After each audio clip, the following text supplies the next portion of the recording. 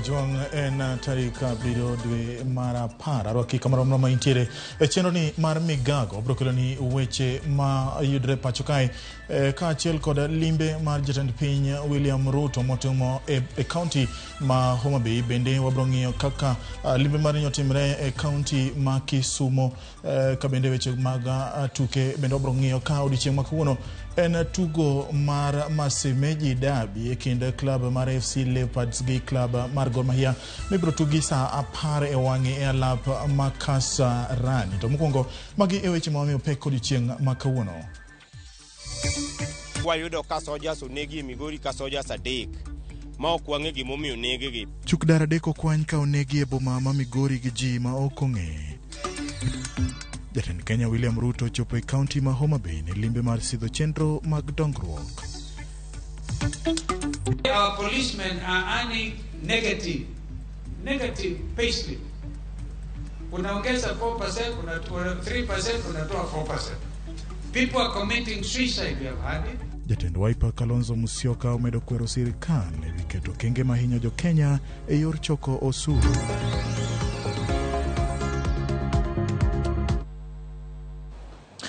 Kura mogo jongaro kika mroma intiere chendo ni nyinga en James Opondo. Nyalo tudri kodwa namba mar 3:6 kata Twitter marwa @RAMOGI TV KE @James Opondo Senior. Bende wantiere achiel kachiel kokalo e mbui marwa mar Facebook koda YouTube. Machiegni jatend piny Kenya William Ruto dhi nyime gi limbe mare gwenge mag Luo Nyanza kama kawuono ogo tach e county ma Homa Bay ka oyango chenro mag dongruok ma opogore mageto bero ngima jopiny e county no. Ruto ne ochako limbe mare gi Sena e Chula Mfangano kama ne oyango gedo mar Mfangano Ring Road bor mare biro romo kilomita 50 kod 4 kendo koro adone wadhi e county no ma Homa Bay watude achiel kachiel ge lipota marwa Alia Beach kinyalo winja to lipota marwa Alia Beach kinyalo winja to nyiswa ni to chenro mar jatend piny chalo nadi e county ma Homa Bay. Aneno ka ine paya mantiere Homa Bay chenro dhi chalo nade ka nyaka sani jatend piny ni e gwenge mage. James Opondo mana kaka wacho no endo wantiere paya mantiere boma ma Homa Bay kaendi kama wantie ni James Opondo chenro mago walo sebero ka dhi nyime kendo nitiere mene mathoth mokalo mosebero ka dhi nyime kod chenro gi mago wala e paya kama wantie ni endi ka gi uso rech ka achiel kod mondo mopogore mawuok e nam Lolwe ka odiochieng' ma kawuono nyalo ne ka paya kaendi odong gunda kendo nitie masinde madongo manyiso ni jatend piny Kenya odiochieng' ma kawuono biro chako ayanga chenro mar neno ni okongi paya ma Homa Bay kaendi mondo bede yo makare manyalo konyo jowala kachiel kod jogo ko matiyo kod yore mag nam Lolwe e yore mag wuoth. Jatend piny biro kaendi kendo kaka nyalo neno pichni ma kaen achiel kachiel en ni jatend piny biro siedho ayanga gedo mar paya niendi ma bende owacho ni sirikal malo seketo mwandu moromo maneno ne paya ma Homa Bay kaendi mano makindu be kachiel kod mano mambita okongi mar konye bero weche mag ohala mag nam kachiel kod chenro mamoko moting'o yore mag wuoth.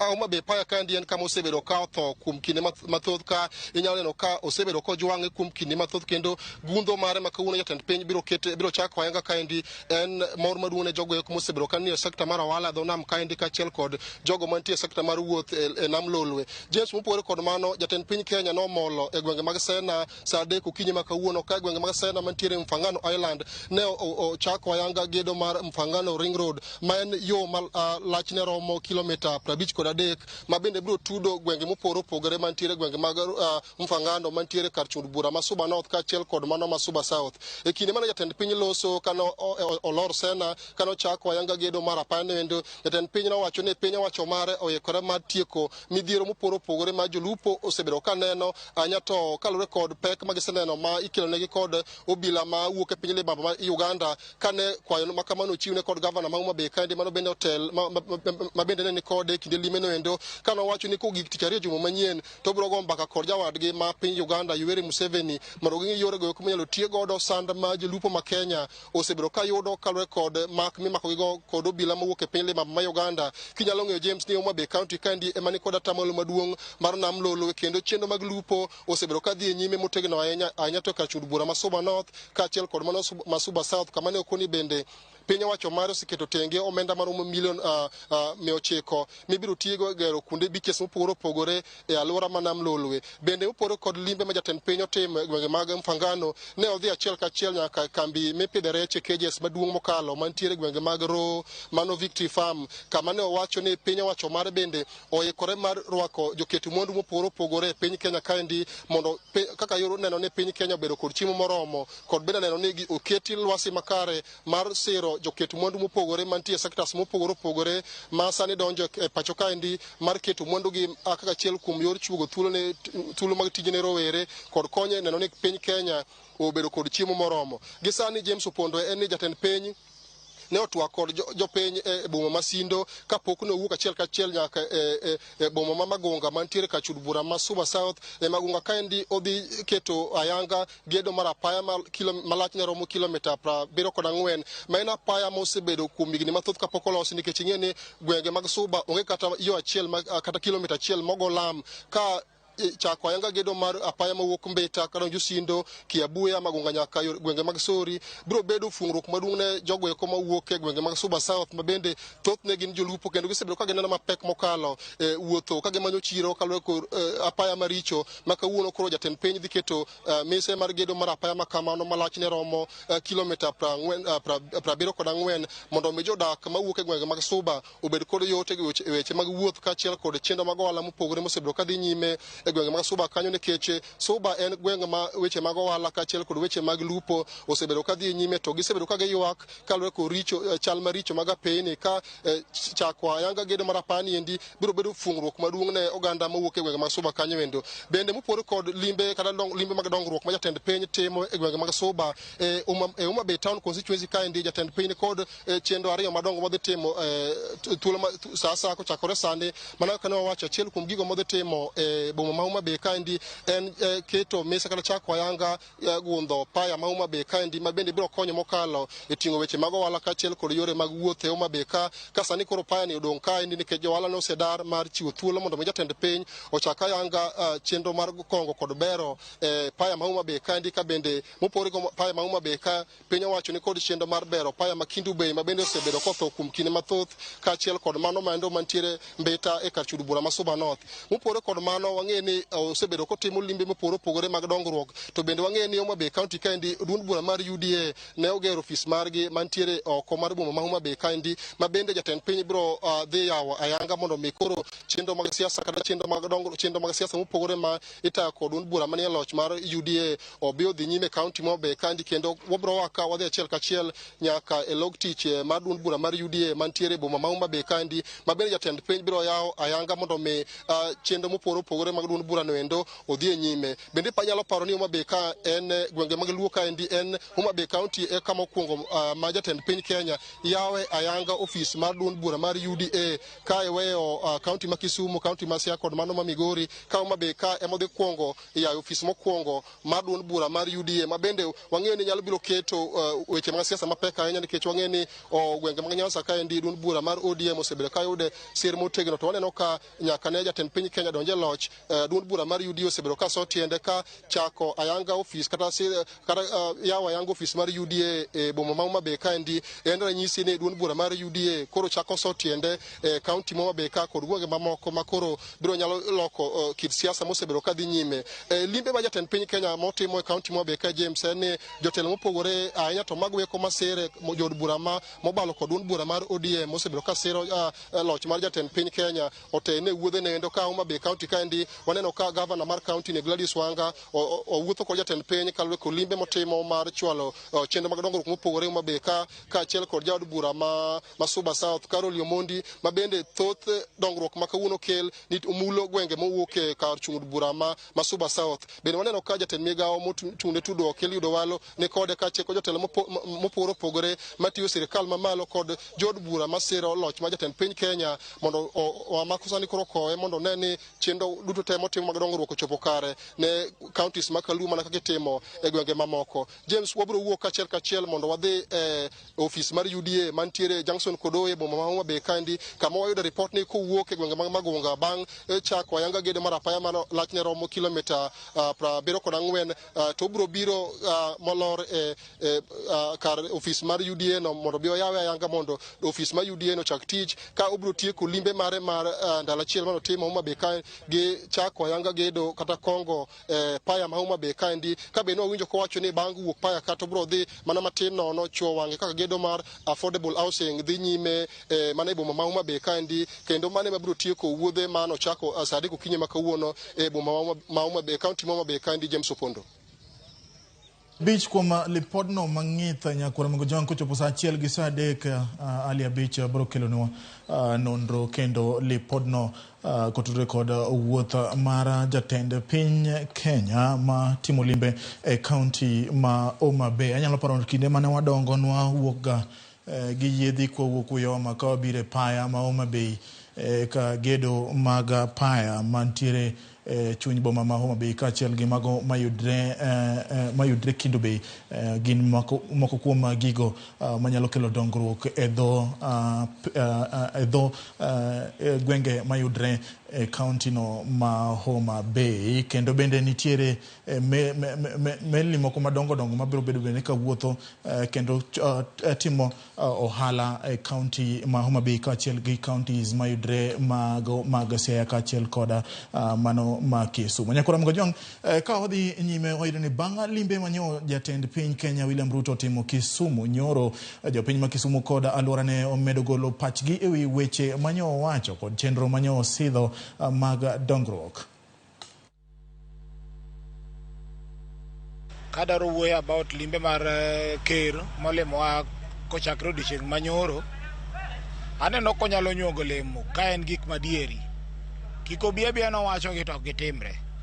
Kaka fish project mantie i Kabonyo Kanyagwal manyo yawo nyoro, ober nikech onyalo konyo jodak kata gi vijende ma jogweng' mane i Kabonyo kanyo.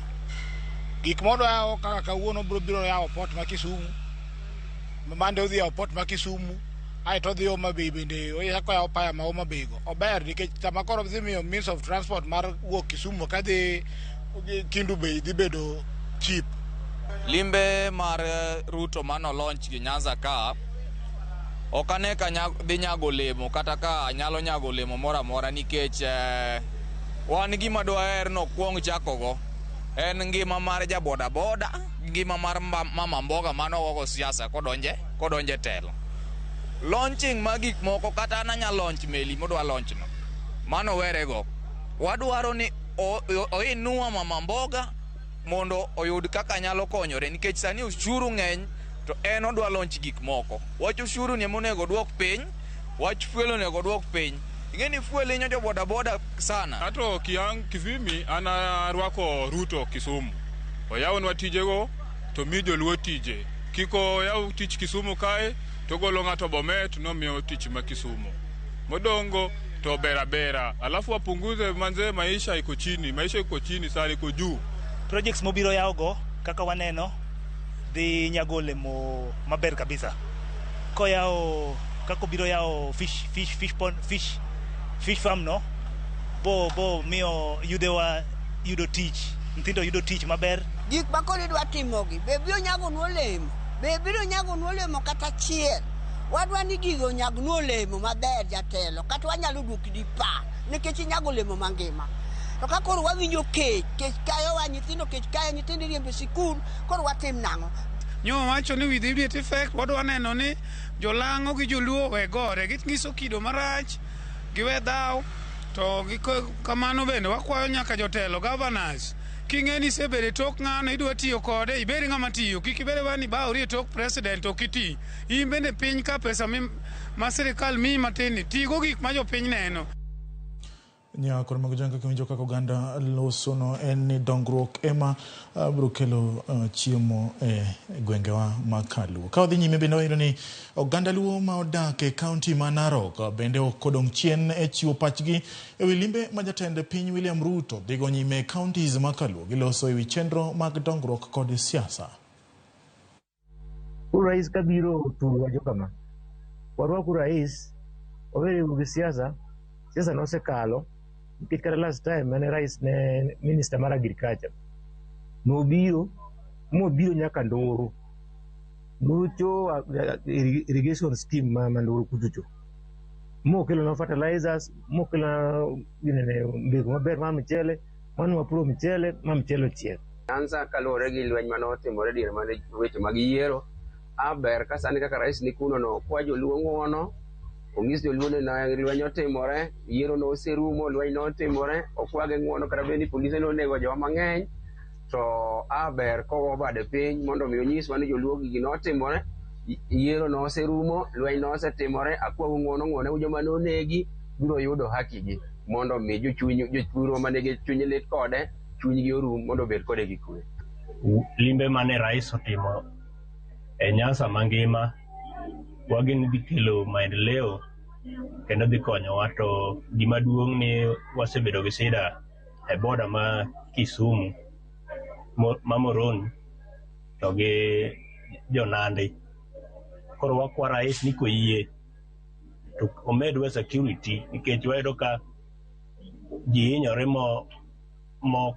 moromo, to kata kamano oteme omiwa security odhi konyowa, to wagini siara maneno bedhi miyowa maendeleo mathoth. Jatelo mar duond buch Wiper Kalonzo Musyoka olero ni sirikal sando jo Kenya gi pek mag weche osuru kotenore gi chik omenda mar higa 2023 ka ochiwo twak Malili e kaunti ma Machakos. Mayande en jalup jatend piny machon no oseyo sirikal kuom keto ngima matek ne oganda gi weche osuru. Lero ni kamiti mar bago twak ma otele dhi neno ni kwano ketie tim reso oganda ahinya to ka otenore gi pek ngima masani mantiere pacho ka. Ko emeritus wiki to ne mondo woman it come that they may have life. The clergy na nawaomba na nawaheshimu. Wananchi wa Kenya wanaumia na gharama ya maisha ikiwa juu. Tafadhali tunataka kusikia sauti yenu mkiwa mmetumwa na Mwenyezi Mungu kutetea Mkenya na Mkristo wa kawaida wa Kenya, ukisema Mungu teremsha maisha iteremke chini, ama serikali teremsha mafuta maisha ikuje chini. Kenya is paying 1.5%, I don't know what levy. And it doesn't matter kanazuma kuibanatu my lobby. Everybody is not fuel levy. What is housing levy? Fund. I'm just looking at one because there are 16 levies.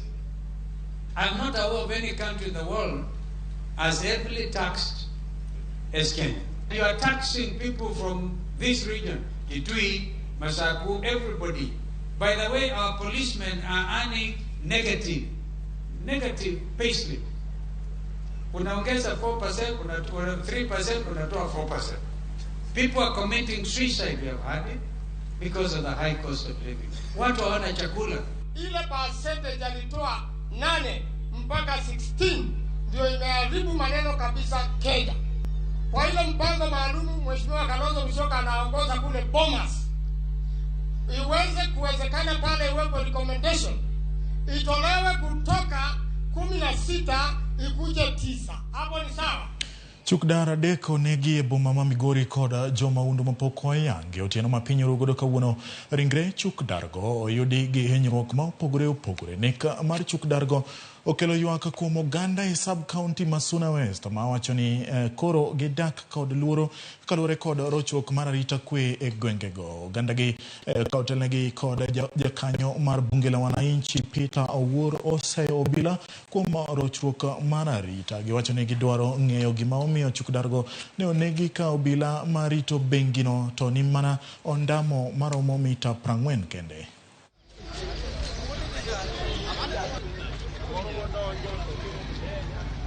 Oneg jowa dekte, ok wanyal winjo maber. Polise timang'o jokonge magimako, to ok ginyal kalo tieno mondo ging'i kaka ji wuotho taon ka. Omiyo ok wawinj maber, wan kaka wan jo Kenya. Security oloki mondo miwa manyien, wan ok wadwar tugo. Ne wachiew gi buok kwayudo ka sojas onegi Migori ka sojas 3 ma ok wang'e gimomiyo negegi. Penjo mara maduong' en ni dara marwa mar polis ok wang'e ni nyaka negini timre nyaka sani dhi seche 3 pok waneno polis kaa.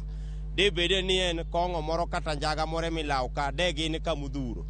Nyocha kae ka giamba rais jika magi mako nyaka joma uso makawa gutieno magi rwako YSL kucho mudhuro. Sani gimotimore kama pok waneno kata polis mochope. Omiyo adwana kwa idara mar arita kwe ma Migori kaa. Woguru oko utim patrol gutieno mondo wakonyre. Ruto sani kao polis 1,000 katero Haiti. To Haiti kitimo nonro ma Kenya ka polis achiel rito jo Kenya 1,000. Sani onegi ji 3 manyiso ni wan kod rem mag polise mang'eny mikao 1,000 litero Haiti go. Ruto onge maber ni pesa emodwaro. Kapod wantiere mana e wechego mag Haiti, wayudo ni jaod bura ma Bumula Wamboka Wanami okwayo sirikal mondo obed mariek kendo oranga matut kapok ochwalo bila ma Kenya e piny mar Haiti. Wanami ma olose kar chung od bura ma Bumula wacho ni jatend Kenya William Ruto winjore oranga mondi okang' mar otero bila 1,000 Haiti e kinde ma Kenya ni kod midhiro mar rochruok mar arita kwe. Wamboka bende ose sirikal ewi mano ma wacho ni okenge moko ma ok odhi kare ma itayogo chenro mag sirikal.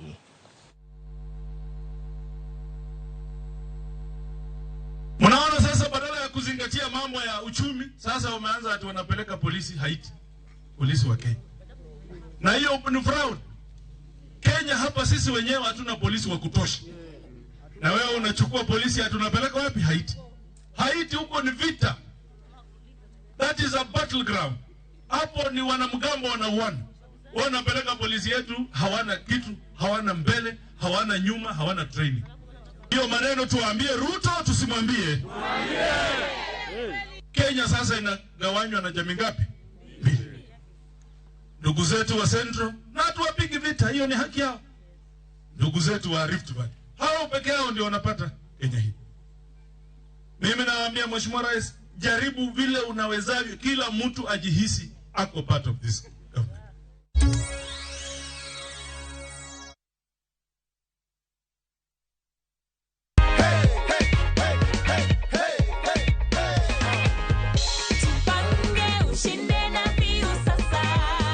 Tunataka kujua mshindi wetu ni nani. Hello, habari gani? Jama. Mimi naitwa Moka Junior na kupigia kukujulisha wewe ndio mshindi wetu leo wa nusu milioni. Unahisi aje? Najua ni kama sijaamini. And just like that, you could be our next winner. Keep watching View Sasa by dialing *487*3# with as low as 10 shillings. Karada.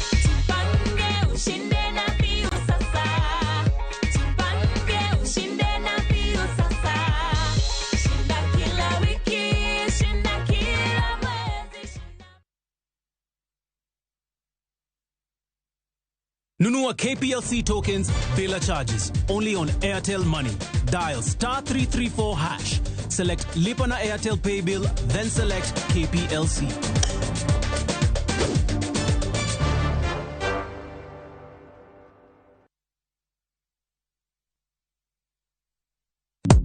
Shabikia na Mia.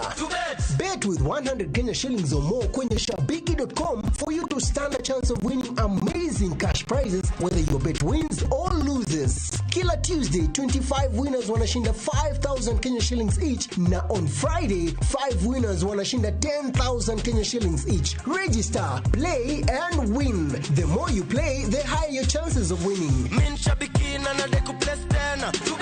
Not recommended for the persons under the age of 18. Authorized by BCLB number 587. Ageno ni ano kawiro makeup mang'enya hinya. Angadio ni nitiere nyako kae momoria hinya. Introducing Kundali Bagia in Luo. This is a story of two sisters who lost their father and in their quest to find their mother in another town, they find love.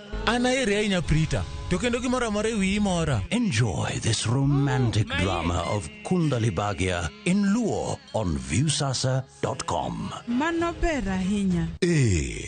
Era mit, era odake kindwa.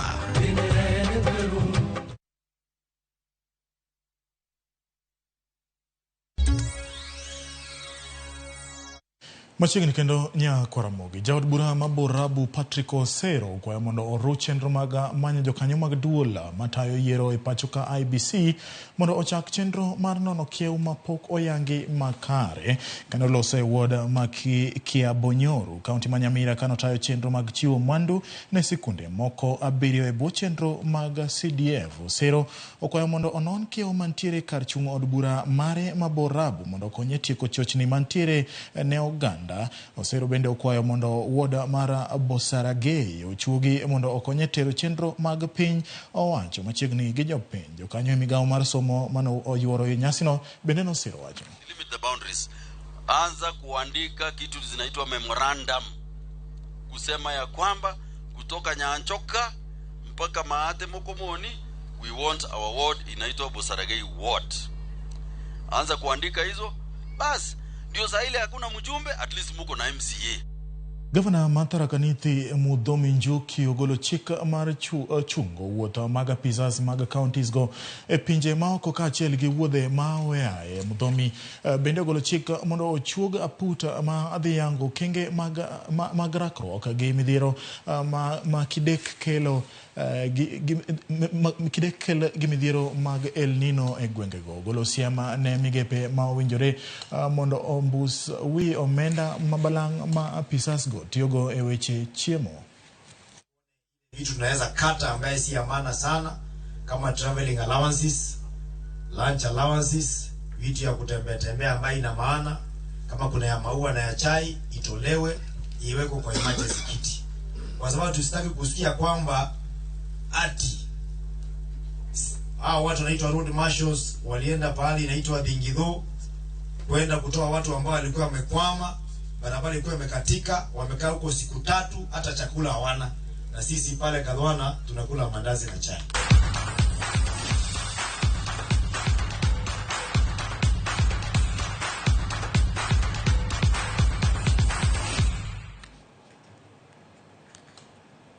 Ikrok osechakore ne tuke adhong' mag Ultra Fight Night ka jo Kenya riyo biro bedo moko kuom jotugo mabiro yuoro e tugono mibiro bagi tarik 27 dweni e lap ma Broadwalk Mall. Albert Kimario nikod geno ni obiro yudo loch e tugono kinde gi Grech Mokpulo mawuok e piny mar nikod geno ni obiro yudo loch e tugono kinde gi Grech Mokpulo mawuok e piny mar